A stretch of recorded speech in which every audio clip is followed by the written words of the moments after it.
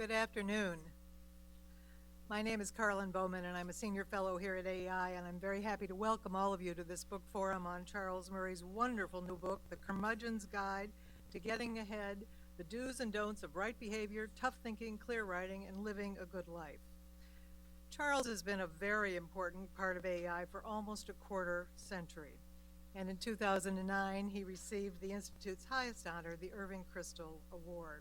He gave his first Bradley lecture here in 1994, and in it he looked at the arguments that he and the late Richard Herrnstein made in The Bell Curve. His next Bradley lecture explored some of the themes in his book Human Accomplishment, an elegant overview of progress in the arts and sciences. He spoke about his 2006 book, In Our Hands, a radical new approach to social policy that would eliminate all transfer programs and give people over age 21 an annual cash grant. A 2008 Bradley lecture looked at the mess our educational system has become and asked fundamental questions about what is education for. He has spoken in many forums here about his book Coming Apart, a detailed examination of how America is separating along class lines and the consequences of that divide. A marvelous AEI pamphlet from our Values in Capitalism series titled American Exceptionalism, an Experiment in History, made its appearance in 2013. All of these works have made Charles Murray the preeminent social thinker of our time. He is also one of the most wide-ranging scholars here, as you can tell from the titles that I've read. And that brings me to the Curmudgeon's Guide.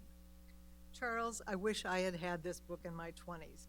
It is an invaluable guide to navigating those difficult ages. It's wonderful to have islands of certainty when one plunges into the sea of professional work, and this guide provides them.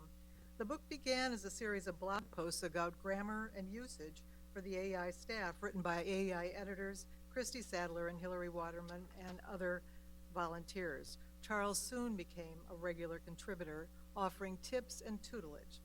The book that resulted consists of 4 sections. The first is on the presentation of oneself in the workplace, the second on thinking and writing well, the third on the formation of who you are, and the final section on the pursuit of happiness. It's not an etiquette book in the old-fashioned sense, but a guide to behavior, and it would make a great gift for new graduates. I have only one quarrel with the book, Charles. I've worked very closely with you for more than 20 years, and I've never thought of you as a curmudgeon, only as a courageous, companionable, and always compelling colleague. I give you Charles Murray. Thank you.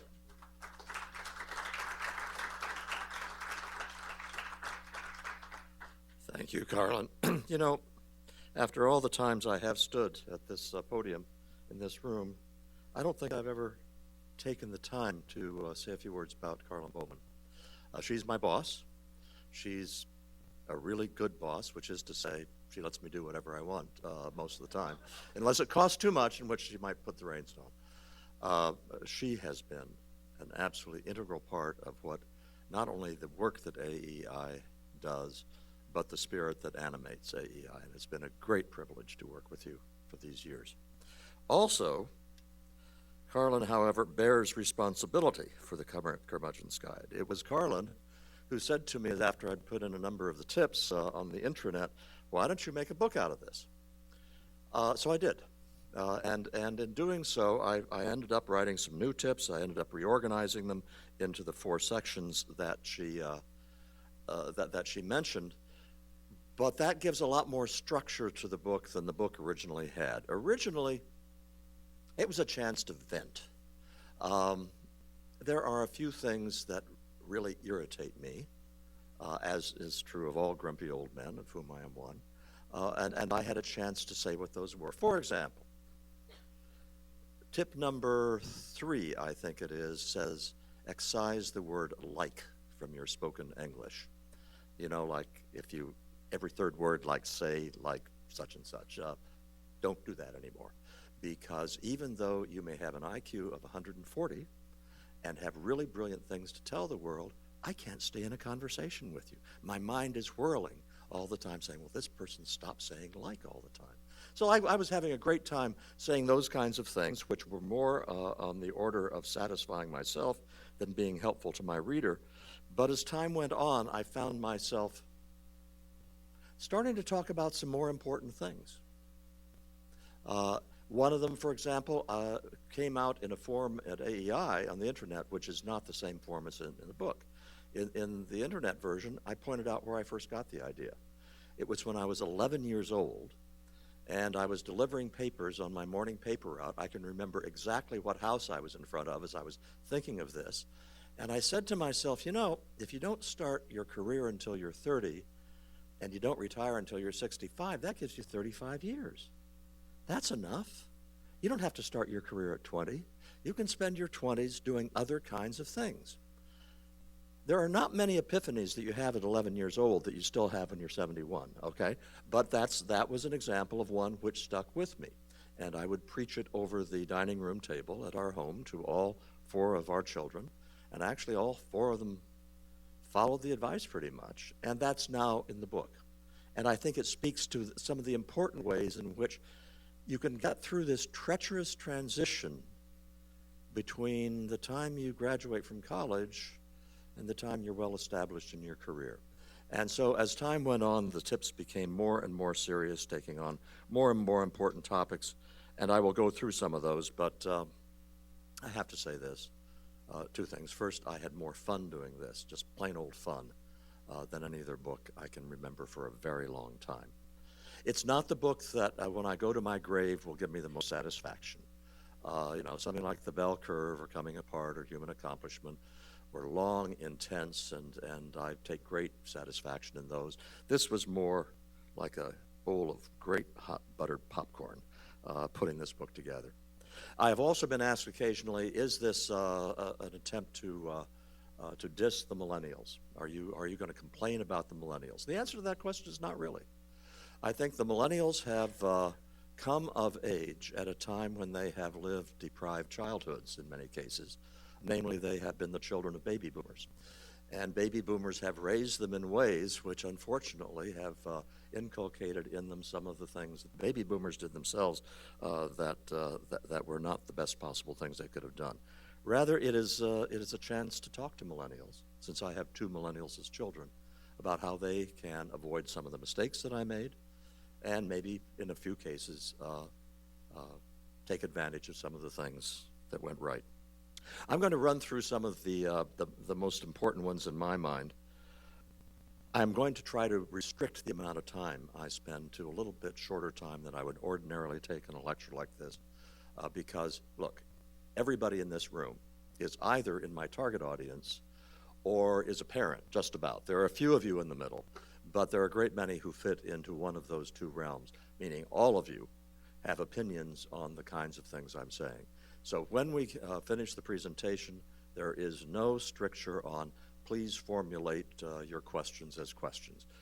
This can be a discussion among all of us.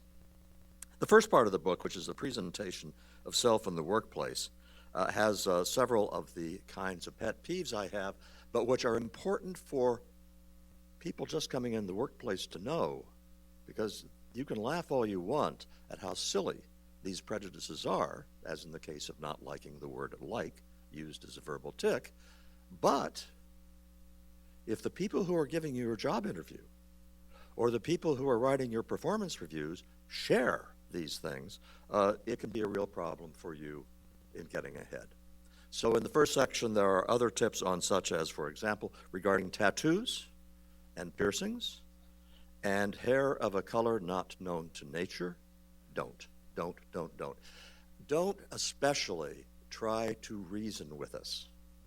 Don't tell us that tattoos are a new art form. To us, we curmudgeons, that's like saying that pictures of Elvis on dinner plates are an art form. And furthermore, we think that every time we see a tattoo, what's that going to look like when that person turns 60? And that bothers us as well.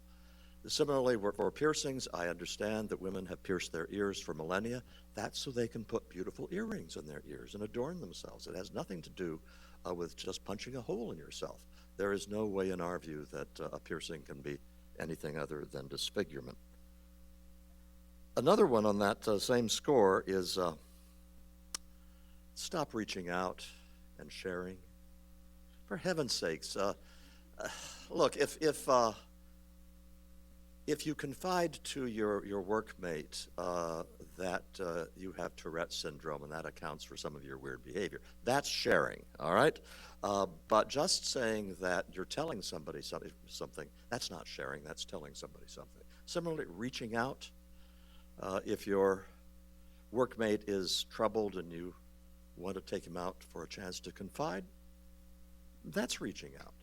You want to go have a drink with him, that's just asking him to go have a drink with you. It's not reaching out. And there are a variety of other things. Stop using the word impact as a verb, or excuse me, especially as not just a verb, but to impact something in that sense, and be there for you. If somebody would tell me what be there for you means, I would like to hear it. As far as I can tell, it's a meaningless pretend commitment whereby you try to profess some sort of important relationship with another person without getting specific. These kinds of tips are the ones that give the book its title, Curmudgeon's Guide. Oh, and by the way, data. This isn't really something that's a big deal to anybody but me. But the nice thing about writing a book like this, who cares if it's only a big deal to me? I can put it in there. Stop using data as if it were singular and associated with a singular noun. And this is idiosyncratic, perhaps. It's data, not data. I know that the dictionary will tell you that it can be pronounced either way. I know that you will hear news anchor people call it data. Those of us who deal professionally with data call it data, and you should too. That's my view of that. There are a few in that section that are substantive. The very first tip in the whole book is don't suck up.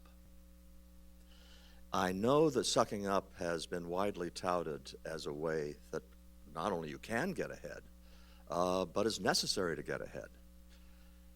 If you're talking about politics, there's something to be said for that. I mean, sucking up is part of the politician's job description, essentially. But if you are working in other kinds of organizations, I don't know about the entertainment industry either, but in most kinds of organizations, I think it's probably a bad idea for a couple of reasons.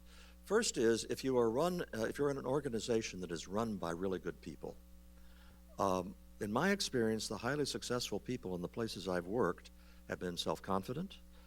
They're perfectly aware of being adults. They're perfectly aware that they're good at what they do, and they don't need to be stroked.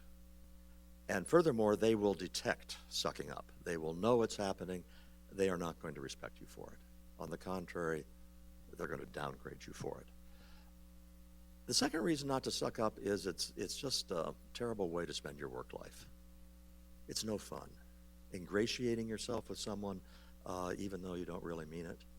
Your life, your vocational life, is just about it's one of the two most important aspects of your life. The other having to do with family and also faith, I guess, one of the three most important. And to be in a place where you are spending your time pretending is not a good way to spend your life. If you are, in fact, in an organization where sucking up works, quit. Go get another job. There are other organizations out there you can work for where you won't have to do it, and you're going to have lots more fun. The second really, I think, important thing, and this is one I really wish I'd known when I was 22, 23 years old, has to do with standing out so that you're noticed and get promoted and can make a career. When I was thinking about this at that age, I would think of going into a large organization, and here I'd be, one of these anonymous, many, many people at the bottom, and I'd really need a break in order for anybody to notice me. If you're at the top of that organization looking down, it looks completely different. You don't have all of these wonderful employees that you just can't pick among. What you really yearn for is somebody who comes into work every day on time, works hard, is cheerful and a good colleague to the other people there. And when the job isn't done at 5 o'clock in the afternoon, the person stays there until it is done. Doesn't make a big deal out of it, doesn't brag about it, doesn't moan and groan about not having a life, just gets the work done. Sounds pretty simple. A whole lot of employers will tell you exactly what I'm saying to you. It's hard to find people who behave like that. if you work as hard as you can, you'll be noticed, because you don't have very many other people who are doing that. Standing out is not nearly as hard as you think. I'm going to skip over the tips in the one involving writing. I mean, I write professionally. That's what I do for a living, and like anybody who has a craft that they love, I loved the chance to lay out the way I look at the process of writing, and some of the idiosyncrasies that I think people ought to take into account. But that kind of thing is rather hard to summarize in a presentation like this. I hope some of you who get the book will read that, because they're actually some of my favorite tips, because my heart's blood is in some of the aspects of how to write. In the third part, the formation of who you are. Here we get to a variety of issues, I think, where the millennials have been victims of deprived childhoods. In the following sense, they are encouraged to do things by their parents in a lot of situations at that age, that transition from college to adulthood, which are not good, and they have also been brought to that stage in many instances without the kind of background that they need to know who they are. Let me give you a couple of specific examples. The first of these is the phenomenon that we see now of people living at home after they graduate from college. And it is said that this happens because you have a bad job market. They can't get jobs whereby they can support themselves. Well, it depends what we're talking about. If we're talking about a young person who has a $150,000 loan to pay back for his education, I can understand why living at home and saving that rent and so forth so you can start to pay back the loan, I can understand those kinds of constraints. But let's consider the young person who has grown up in an upper middle class household. Parents may not be really terribly wealthy, but they've been able to pay for the college education. There's no student loan debt, and you have now graduated from college. You've got to jump out of the nest. Even if your parents, for the most loving of reasons, say, no, that's okay, you can stay with us. You're 22 or 23, for heaven's sakes. The great thing about being 22 or 23 is to start your life. So jump out of the nest, even if they're willing to let you stay in, and just figure you'll probably learn how to fly before you hit the ground. Not well, perhaps, but you'll be flying. Don't tell me that you can't get a job. You can get a job.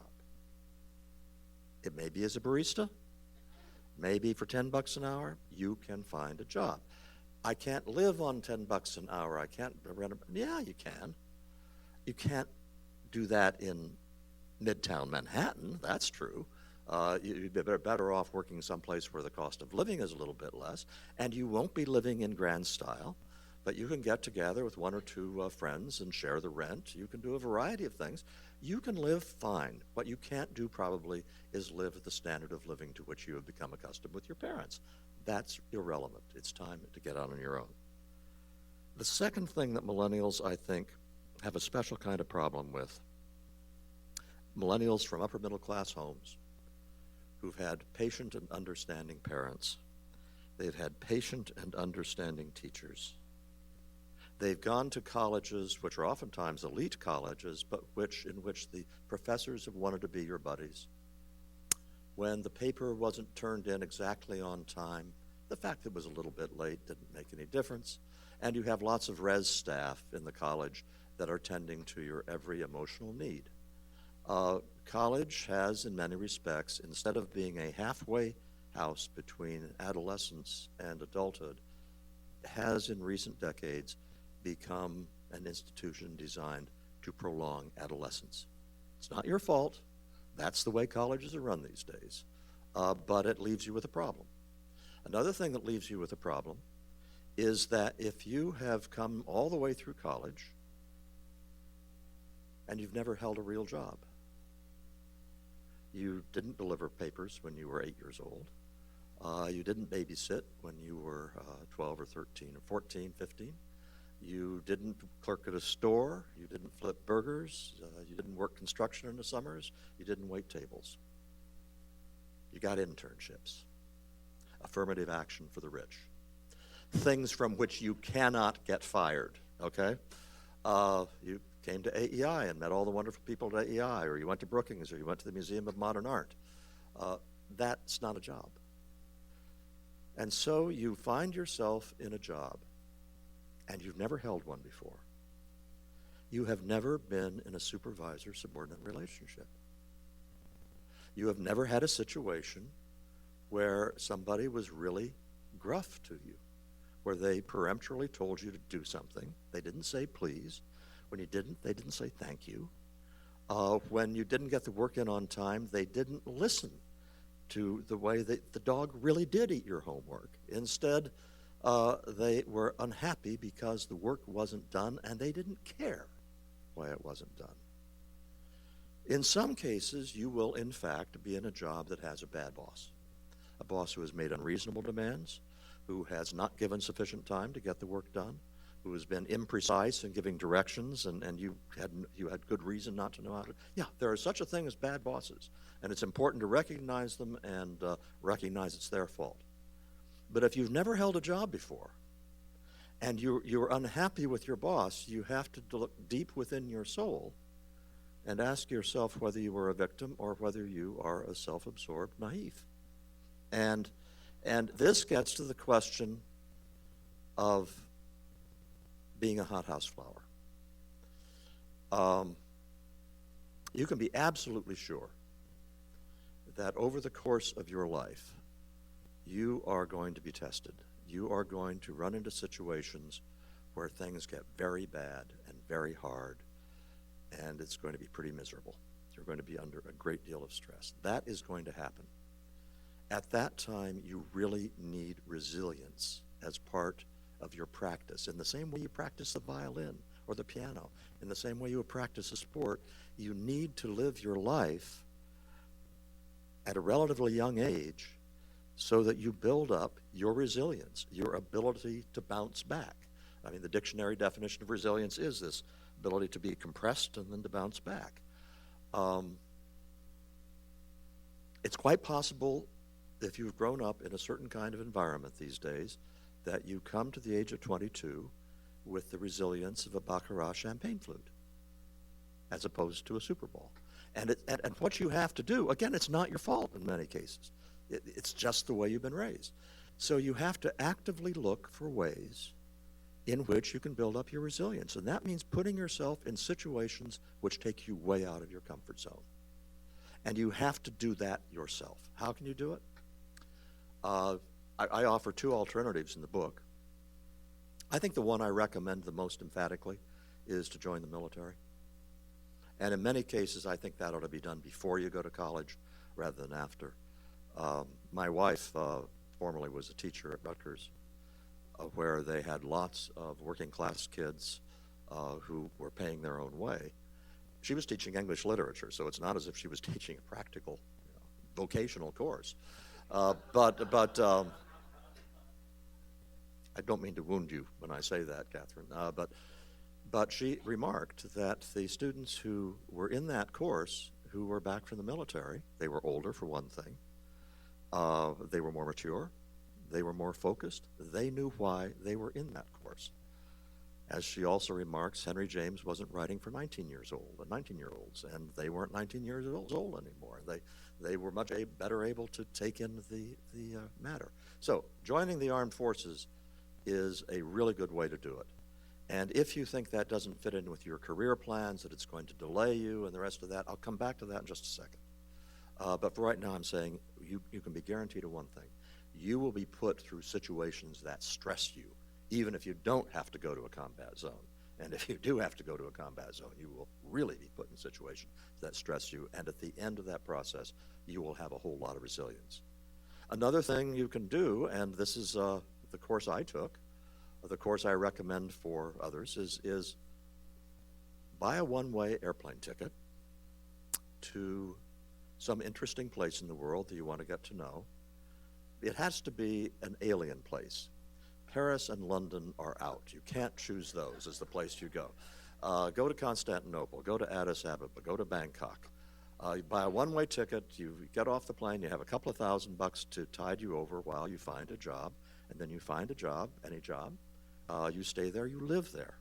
You don't live exclusively in the expat community, too. You learn the language, you become part of the culture, and stay there for 3 years. Long enough that you are no longer a tourist, but somebody who has put yourself in a completely alien situation and come to know that world and be comfortable in that world. I did that with Thailand. I went there at the age of 22, came back at the age of 28, and I grew up in those years, and I would not trade those years for anything. They did not, in many ways, they were not an efficient use of my time in moving my career ahead, but they made me, to a great extent, what I subsequently became. And that brings me to another aspect of putting yourself in situations where you use your 20s to figure out who you are. And that goes to a phenomenon I observe very often where somebody who's 22 thinks that puts them irreparably behind. You know, their friends are going to go to law school and they're going to be out getting on the partner track at the age of 25 or 26. If I don't go back to law school until I'm 28, I'll be out when I'm 30, 31, I'll never catch up. Well, one reason that's not such an impressive argument is one of the virtues of staying out is that maybe you'll understand you don't really want to be a lawyer. Maybe you'll understand during that time out that there's a whole bunch of other things that you love doing that constitute your vocation, which is one of the most important discoveries you can make. Another aspect of it is this: that time you spend before you start your career is not wasted. I just got done saying that my time in Thailand was not used as usefully as it could have been. I'll tell you something that did happen during Thailand, where I had a couple of epiphanies that shaped the intellectual content of my entire body of writing. If you go to a book called In Pursuit and you read the introduction, I describe it explicitly, the kinds of things I learned in Thai villages that were absolutely formative in my way of looking at the world. So you haven't wasted your time. You will bring to whatever your career is a depth of understanding, the resilience as well, that will enrich whatever career you went into. The last part of the book is called On the Pursuit of Happiness, and then we really get into the big things. Here's the problem with the pursuit of happiness. On one level, it's really simple. To me, I've been published saying this in many of my works. There are essentially 4 domains within which human beings achieve deep and lasting justified satisfaction with life as a whole, which is a good Aristotelian definition of happiness. And those four domains are family and faith and community and vocation. And my argument has always been, you don't have to be deeply embedded in all 4 of those domains. There are happy atheists and there are happy single people, but you better be engaged in at least 2 or 3 of them, because that's all there is. If you talk about the things that count in life, they exist within those 4 areas. Here's the problem in writing a book like Curmudgeon's Guide. How do you go through the importance of family, faith, vocation, and community without just having a bunch of platitudes, using a bunch of cliches? Because the fact is, most of the cliches are true. I found this problem most obvious when I was trying to write a tip about fame and fortune and the ways in which you have to realize at some point in your life that these are truly trivial to a life well lived. It's really hard to say that to my target audience, because part of the definition of my target audience is not just that they're 22 or 23, not just that they're graduating from college, it also is that they're smart and ambitious. And if you're smart and ambitious in your early 20s, trying to tell you not to seek fame and fortune, I don't know what the metaphor is. It's really hard to convince you of that, because That's a natural part of being smart and ambitious at that point in your life. I will tell you what my solution was. Whether it worked or not, I don't know. But my solution was to say, okay, you aren't going to believe this when you're in your 20s and 30s. That's fine. That's healthy. Go for it. It's not until you're in your 40s that you need to rethink it. And I used two episodes that affected me very importantly.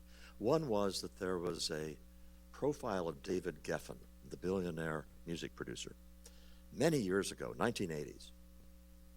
And he was being interviewed, and he said with his very sad smile on his face, "Show me someone who thinks money buys happiness, and I'll show you someone who's never had a lot of money."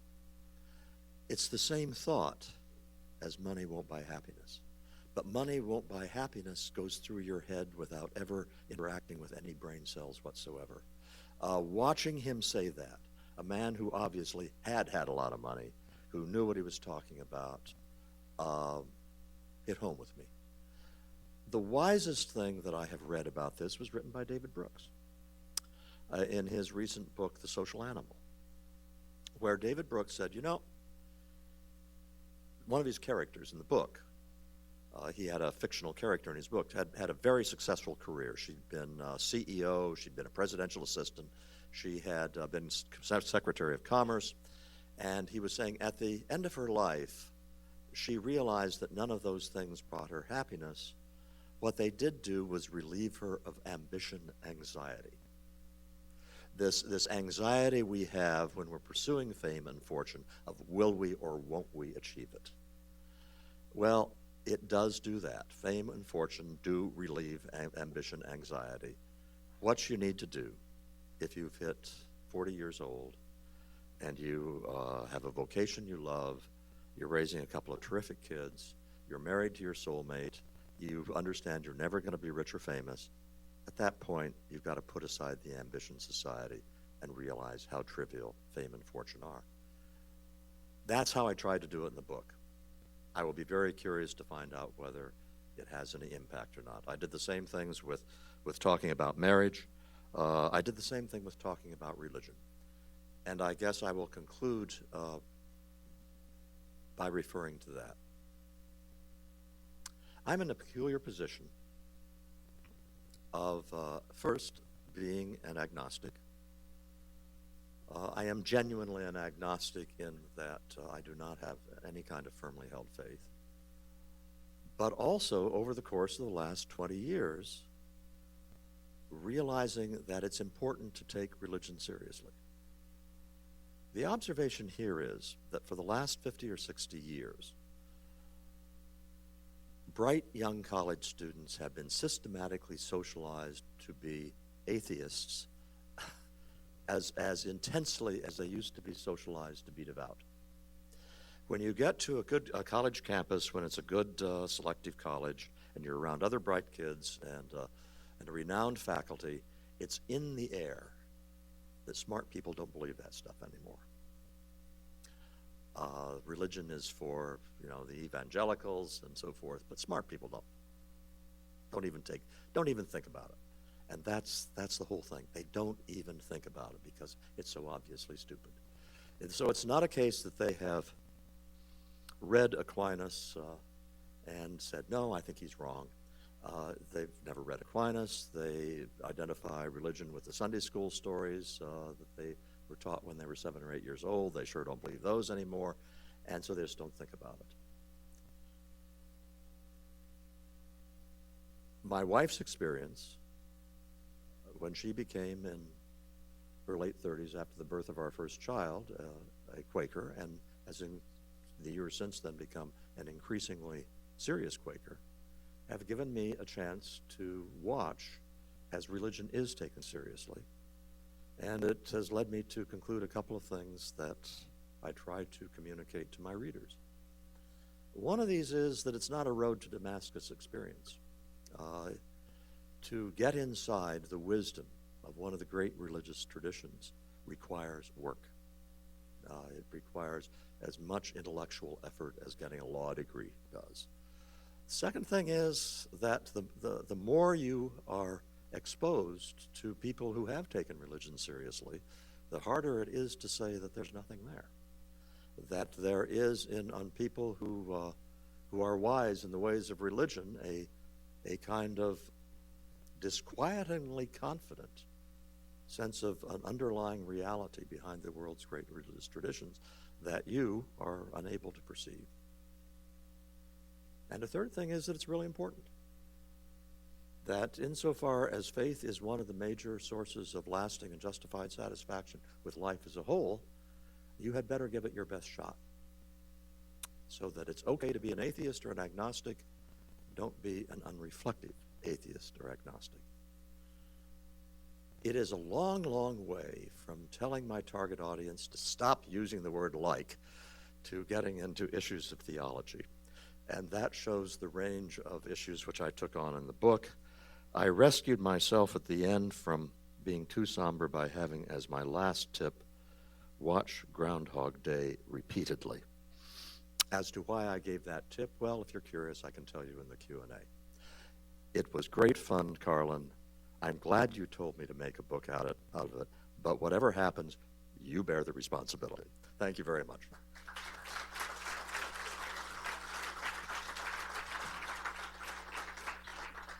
We have quite a bit of time to, and we'll have, are we having microphones coming around?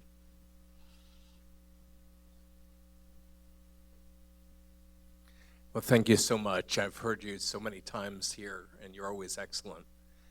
I guess I wanted to focus on the community part, and I think like you, have been influenced by Ayn Rand somewhat, and I wanted to know, is there in your mind a value judgment that needs to be made when you're making a decision as to whether help someone or give money to charity, or is it simply based on need? Well, Aristotle's definition of justice involves to each according to, you should treat each person according to what they deserve. Or you should treat each person according to the specific circumstances. So in that sense, I think there's always a value judgment to be made, but that gets to the distinction between being nice and being good, which, by the way, is one of the tips in the book. Being nice is just when you give money to the guy on the street who's got his hand out, because right here, right now, it does good. It's a nice thing to do. Aristotle emphasized the importance of phronesis as one of the cardinal virtues, phronesis being practical wisdom, the ability to look ahead at the long-term consequences of decisions, that phronesis is absolutely indispensable as one of the cardinal virtues, because you cannot be good. You cannot be confident that you are acting in ways that benefit your fellow human beings unless you have considered long-term consequences. So I would say that that all acts of charity and all acts, period, when you are trying to do good in the world, depend on, again, a case of hard work in trying to understand how is this ultimately going to affect things. We have a hand right here on the aisle. By the way, the 20-somethings in the room should not feel shy about coming after me on anything. Hi, Garrett Snedeker with the James Wilson Institute. Thank you, Dr. Murray. I wanted to ask you if you've ever heard the old saw that parents want not what's best for us, but want what's safe for us. In terms of choosing a vocation or a career. And I was hoping you might be able to elaborate on that, having those two different views. If you're, in your 20s, having your parents guiding you in one direction versus you having maybe not the clearest idea of what you want to do, but you don't necessarily see the wisdom in playing it safe at that point. Yeah, there's a huge tension. Every parent in the room knows this. that you're always worried about your kids being safe, and that is what being a parent is all about. However, this is one reason why it's really helpful to have both a mom and a dad in the house, because every time I open my mouth about gender roles, I can get myself in trouble recently. But here we go. Here we go. Generally speaking, on average, the mother wants that child to be safe, period. And the dad is usually a little bit more willing to say, well, let him climb the tree. He can't hurt himself that bad, and the same goes for life decisions. If the child wants to move back into the home, it's usually the mom who says, well, of course, that'd be great to have him. It's the dad saying, maybe that's not a good idea. You need that tension. But most of all, the responsibility falls on the child. You're out of college. You have passed. This is a rite of passage. You are on your way to being a grown-up.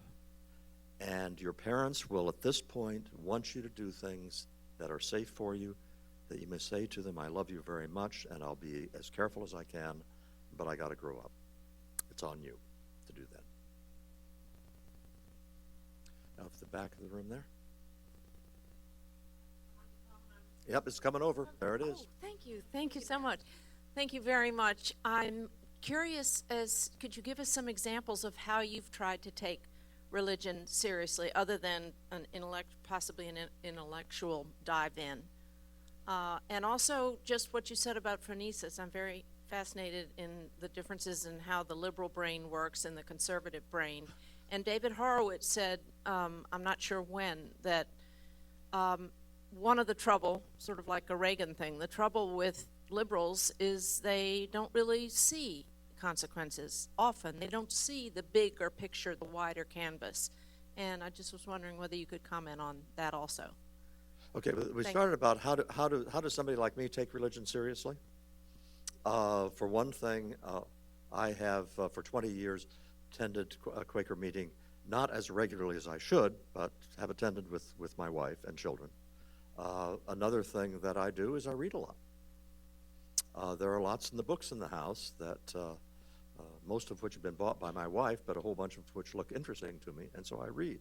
And I also contemplate these things. So a great deal of what goes on in this process is internal. What I have not yet done is focus as much as I should. And I am very conscious of the fact that should be one of my chief priorities in the years ahead. And I mean that very seriously. As far as the liberal conservative thing, I'm certainly on record with my criticisms of the 1960s liberalism and the social engineering and the ways in which we changed. Well, the way I put it in Losing Ground goes exactly to your point. We changed the rules of the game for poor young people in the 1960s in ways that gave them incentives to behave in the short term, ways that were absolutely destructive in the long term. So in that sense, we're on the same page. With this book, well, I can't tell you how sick I am of the partisan divide. And it'll always be there, but there are millions of people who vote for Democratic candidates who feel exactly the same way about their kids and what is good for their children as I do, who face the same problems as parents I do. There are millions of my target audience who are on the other side of the political fence from me, but the kinds of things I'm saying apply independent of politics. So as much as I could, well, I think I did a pretty good job. Certainly there's no overt politics anywhere in the book. It is fairly traditional advice in a lot of cases, and so in that sense, it's philosophically conservative, not in a political sense, but in a social sense. But I am more and more interested in trying to find ways that I can do my work in which I don't have to confine myself to one half of the political spectrum. And let's just go up, yes, the lady in green right there, and then we'll go over to the middle of the last row. Why Thailand? Well, I asked the psychologist in Peace Corps training. I was in Peace Corps. I said to him, you know, I went from Newton, Iowa to Harvard, which is about as far from Newton, Iowa as I could get, and now I want to go to Southeast Asia, which is as far away from Harvard as I can get. You know, what does this say about me? And he said, it says you have a high need for change. And I guess that's it. I did not know anything about Thailand. I wanted to go to exotic places and do exotic things. And the Peace Corps seemed like a good vehicle to do it. The luck of the draw landed me in one of the most wonderful countries on earth. I'm sure that people who go to the Sudan love the Sudan too, but Thailand in many ways is more fun, and I was lucky in that regard. Now the middle of the last row.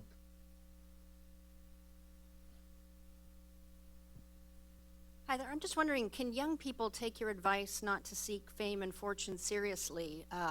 Now, you're obviously not David Geffen, but your books have been bestsellers. I know if AEI advertised me speaking, there wouldn't be this many people in the room. You obviously have some degree of it yourself, so I'm curious as to why you advise young people not to seek it, and if they should take you seriously. Well, it's not that I advise them not to seek it. I think it's a natural part of being in your 20s and 30s.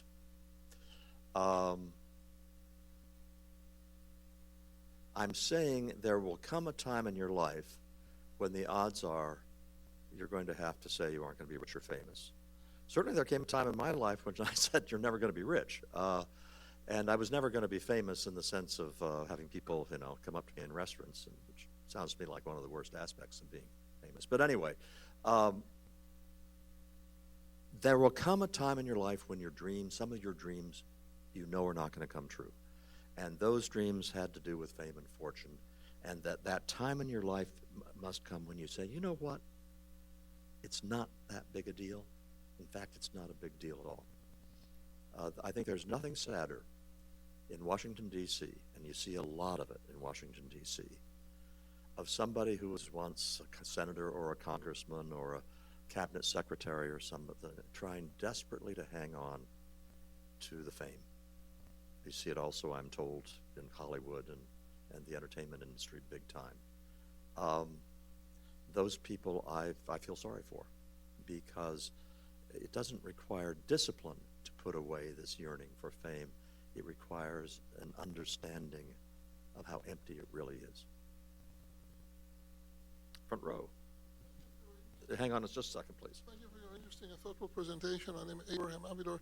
With the life longevity constantly increasing to 80, 90 years degrees, what advice could you give to people who are retired or close to retirement, people like in this audience, as far as having a meaningful life after retirement in terms of service, in terms of voluntary work, in terms of becoming mentally and spiritually rich, or challenging themselves in some way or another? Yeah. Thank you. Yeah, well, I'm facing that right now. I'm working on a major book right now, and after that's finished, I'm saying to myself, do you really want to take on another major book again? And I'm not at all sure I do. This is why these 4 domains of family, faith, community, and vocation are so important. I am getting to that point in my life, as does everybody at some point, where the vocation is no longer available as the same kind of source of satisfaction as it used to be, either because you've sort of done everything you can do, or simply because you can't do it anymore, whether physically or mentally. At that point, if the vocation is the only thing you've had, you're in big trouble.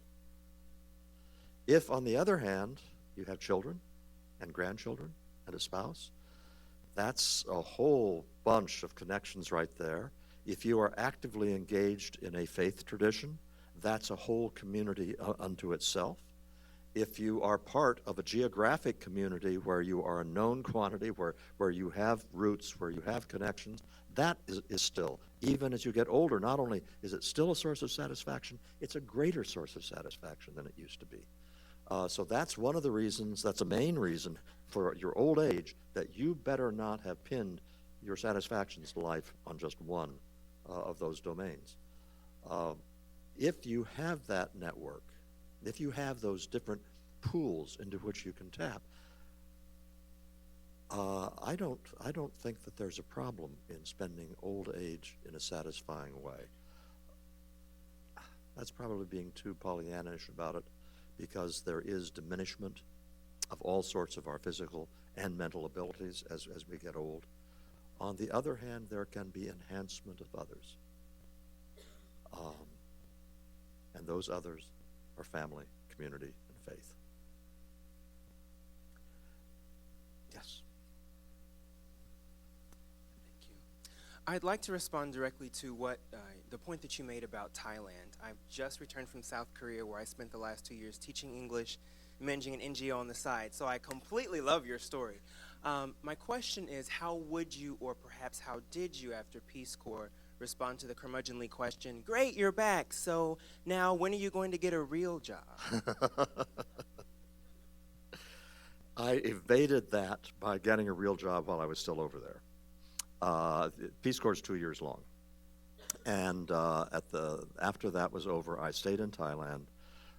This was during the Vietnam War, a long time ago, when the government was actively trying to build peace and freedom in Thailand as well as in Vietnam. And so I worked for government contractors during the 3 years doing a lot of ethnographic research. I like to describe this so everybody in the audience says, he was with the CIA, doing undercover. I wasn't. I was doing ethnographic research. But it was a real job. So by the time I went back to graduate school, my parents were actually aware that I'd made a living wage and that I was engaged in something that had some promise of eventually becoming a profession. It worked out okay in that regard. By the way, let me ask Carlin, what time do we break? Okay. We'll take two more if there are two more. Yes, there are two more. In the front, Eduardo. Hi, Charles. Just a quick question. I've been seeing articles recently on why the 30s is not the new 20s, and why do that? Some people advise young professionals not to wait till they're 30 to start a career, and so part of the reasons I think is because there's a competitive market and the economy is not doing well. So the better you prepare, the earlier you start preparing yourself, the better chances you have to make a successful career. What are your thoughts on that? I hear what you're saying. In a tough economy, you'd better acquire all the job skills you can, right? And be in as good a position as possible to compete for relatively rare opportunities in a bad economy. I would say simply also consider the degree to which this is the only time in your life, I'm referring to before you're married, before you have children, when you have a great deal of tolerance for mistakes. You have a great deal of tolerance for living on a low income. And it's really important to make sure that you are not acquiring job skills that bore you to tears. When the saddest words in the English language, some of the saddest words in the English language from a college graduate when I talk to them is, I'm going to law school because it's a general purpose tool. You are constraining yourself just as much if you go to law school as if you make any other career choice. Don't go to law school just because it's a general purpose tool. Find something you love to do. That is so important that I think it warrants taking chances. Finding a vocation. There are, this will be my peroration, all right? Essentially, you have two things you need to do in life to be happy. And one of them is to find something you love to do and learn how to do it well, your vocation. The next thing you need to do is find your soulmate. How do I define soulmate? Your soulmate is somebody who you really, really, really like and to whom you also feel a sexual attraction. That's my definition of soulmate. If you do those two things, everything else is rounding error. All sorts of things can go wrong with your life. But if you've done those two things, you are so far along the road to a satisfying life that everything else is trivial. And that, I guess, is one of the messages of the book, which again has some of the aspects of a cliche, but the reason it has the aspects of a cliche is because it's true. The substance of life, the stuff of life, the things that lead to happiness are not the glitz, not the glamour. They are the kinds of participation in the world and intimate relationships with others that the great philosophers have understood from time immemorial, and that human beings have understood from time immemorial. A lot of what we see in modernity, with all the distractions we have, I think keep us from focusing on the extent to which these old, eternal sources of human satisfaction remain as real today as they ever have. This has been my first public discussion before an audience like this of Curmudgeon's Guide. Thank you very much for putting up with it.